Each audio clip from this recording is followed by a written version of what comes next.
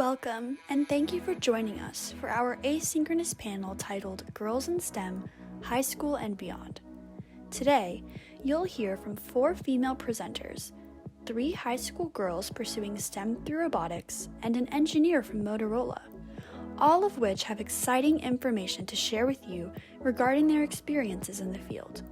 We hope you'll continue with us as we dive into a discussion of the myriad of possibilities the STEM field has to offer for girls, as well as an exploration of the benefits of a career in this arena. Additionally, we'll take a look at how STEM opens a gateway to experiencing other perspectives, cultures, and ideas, and allows anyone to make a meaningful, positive impact on the world. Let's get started. Hello, my name is Emily Martin, and I'm a senior at Vandergrift High School.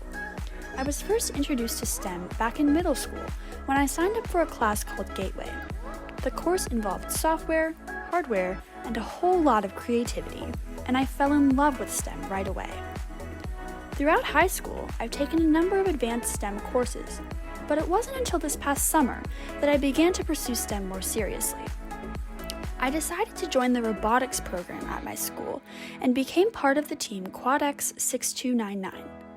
I was looking for a new experience, and I wanted to further my knowledge in hardware and software.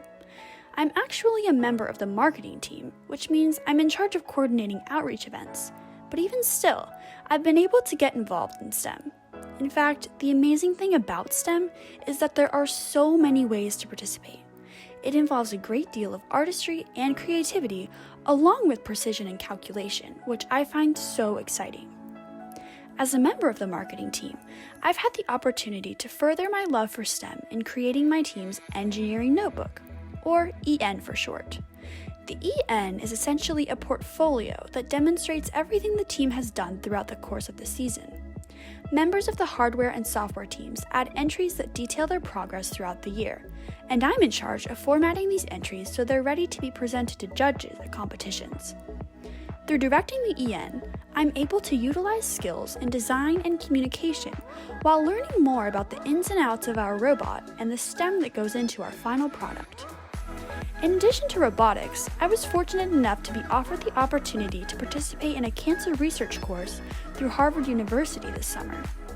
The course truly opened my eyes to the ultimate reward of STEM, which is the ability to help others through your endeavors. I have wanted to pursue a career in the medical field for some time now, primarily because doctors have such a positive impact on society. My experience with the Harvard course allowed me to further realize this dream, as I was able to study how medical researchers and professionals have bettered society through their innovations. When you become a part of the STEM community, you have the opportunity to work with other bright and creative individuals to develop innovative solutions. In the process, you get to meet amazing people and learn from their valuable perspectives.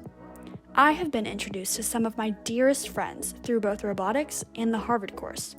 For example, I became really close with one of my Harvard classmates who lives in Lebanon, and we talk frequently to this day.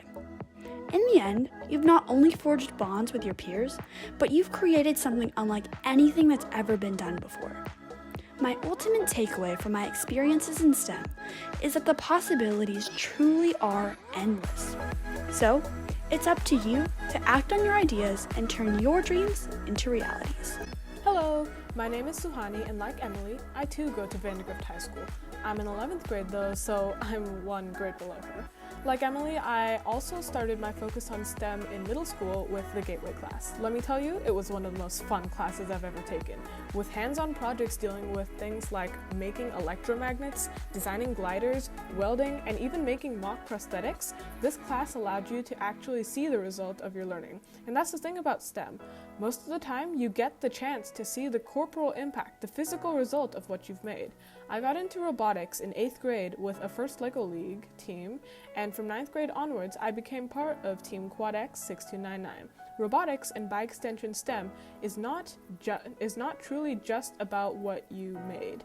You get to see so much, learn so many new things, make an impact on people's lives in ways you never thought were possible. I've gotten quite a few experiences like this, but the one that tops them all would have to be the robotics camp my team ran in South Africa 2 summers ago. In my 9th grade, the team began virtually mentoring/helping out a robotics program in Limpopo province while being partnered with the Greater Zanin Community Foundation. We began toying with the idea of potentially going there to do an in-person session of mentoring, but brushed it off. Where in the world were we going to get the money? How would logistics work? It's on a whole other continent. Never in our wildest dreams could we have imagined that we could actually make this idea into a reality. And yet, more than $50,000 of money raised and numerous corporate sponsorships later, our team was on a plane to Johannesburg with crates upon crates of materials to run a robotics camp. We were privileged enough to have 30 students from around 6 local schools eager to learn about the various aspects of robotics and the first tech challenge. We divided them into 3 groups: hardware, software, and marketing. Being a member of the marketing team myself, I got to help out with teaching the marketing students. We even made them little information packets to supplement what we were saying. It was a full class type thing. The week of learning was not only educational, but really fun. Myself and my fellow marketing member at the time got to teach cinematography, how to go about contacting people for outreach and for other reasons, how to connect with the community, and even some graphic design fundamentals. It was interesting to see what they did with the activities we did with them.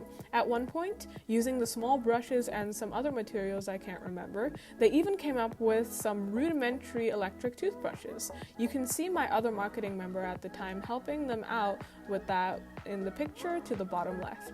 I think I can speak on behalf of everyone who was on the team at the time when I say that this was one of the most rewarding experiences any of us had ever done.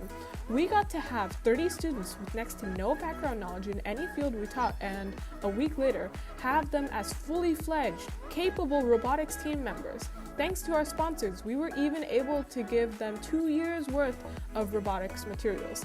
They ended up becoming 2 new First Tech Challenge teams, the Kasi Roverbots and the Peacocks. I'm proud to say that these teams are still active today and doing very well. Being able to physically watch how the students saw a whole new world of opportunity and creative mobility was an amazing experience that I think both parties will remember for a long time. Robotics and the opportunities it brings truly allows you to step into the shoes of other people and look at the world from their perspective. And that's what's one of the things that makes it so great. It allows different people from different backgrounds to come together and rise in unity. Connecting with others and helping them is one of the most rewarding and worthwhile things you can do. My takeaway: if you can dream it, you can probably do it. I'm fully aware of how cheesy this sounds, but if you want to make something happen, do not be afraid to ask other people for help. Do not be afraid of the unknown.